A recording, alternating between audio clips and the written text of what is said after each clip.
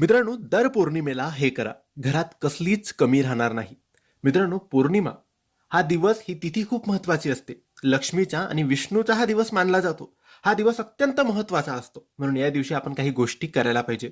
या व्हिडिओमध्ये आम्ही तुम्हाला असं एक काम सांगणार आहे, जे तुम्ही दर पौर्णिमेला करायचं आहे. हे काम केल्याने घरात सुख संपत्ती तर राहीलच, परंतु अन्नधान्याची कमी सुद्धा तुमच्या घरात कधीच राहणार नाही. नेहमी सुख असेल, सगळ्यांचे आरोग्य चांगलं असेल, घरात शांतता असेल, आनंदी वातावरण असेल, समृद्ध असेल, सुखी जीवन असेल, सुखी परिवार असेल. म्हणून दर पौर्णिमेला हे काम प्रत्येक घरात झालंच पाहिजे. आता हे काम कोणतं आहे? तर मित्रांनो, दर पौर्णिमेला, महिन्याच्या दर पौर्णिमेला तुम्हाला तुमच्या घरात छोटासा सत्यनारायण करायचा आहे. सत्यनारायणाची कथा करायची आहे. पूजा मांडणी तुम्ही स्वतः करा. सत्यनारायण भगवानाचा फोटो तुमच्या घरात असू द्या. दर पौर्णिमेला फोटो ठेवा, केळीचे खांब लावा, पूजा मांडणी करा आणि सत्यनारायण भगवानाची पोथी मिळते ती आणून ठेवा. त्यात पूजा सुद्धा